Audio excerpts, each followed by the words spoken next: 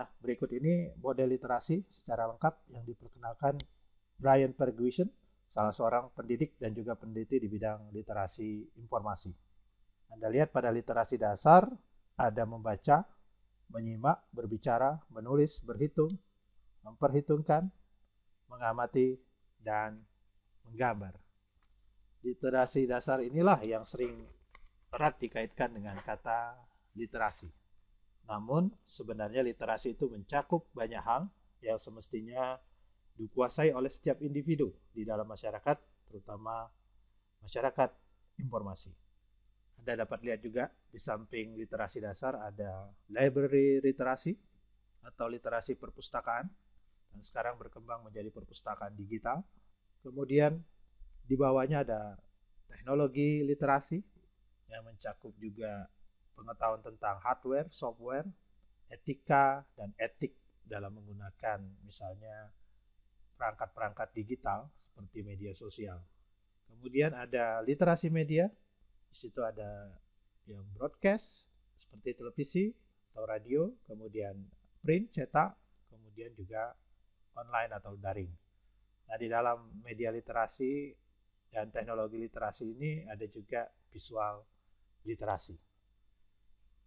Coba Anda perhatikan definisi literasi informasi dari National Forum on Information Literacy berikut ini. Di situ disebutkan literasi informasi adalah kemampuan untuk mengetahui ketika ada kebutuhan informasi, serta untuk dapat mengidentifikasi, menemukan, mengevaluasi, dan efektif menggunakan informasi guna menghadapi isu atau masalah di depan mata. Itu yang pertama, definisi literasi informasi. Bandingkan juga dengan definisi literasi informasi dari Deklarasi Praha tahun 2003. Pada saat itu Indonesia tidak termasuk negara yang menandatangani deklarasi.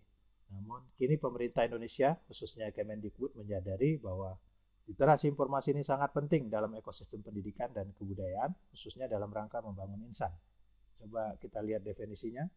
Literasi informasi meliputi pengetahuan tentang perhatian seseorang terhadap informasi dan kebutuhannya, serta kemampuan untuk mengidentifikasi, menemukan, mengevaluasi, mengatur sekaligus efektif membuat, menggunakan, dan mengkomunikasikan informasi untuk mengenali dan mengatasi masalah yang dihadapi.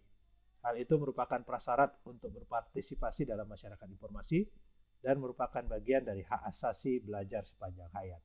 Jadi definisi Deklarasi Praha ini lebih lengkap dan komprehensif ya. Kesimpulannya cukup digambarkan dalam satu kalimat, yaitu reading the word and the world. Artinya, kemampuan literasi informasi adalah kemampuan untuk membaca kata-kata dan membaca dunia.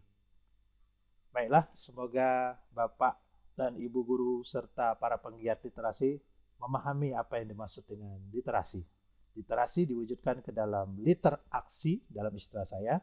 Literasi adalah kapasitas diri sehingga sebuah aksi dapat dijalankan.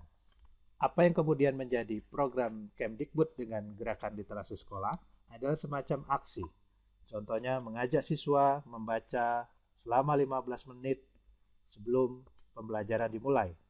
Dan salah satu aksi guru yang dapat dilakukan, terutama kepada anak-anak SD, sekolah dasar, adalah membaca secara nyaring.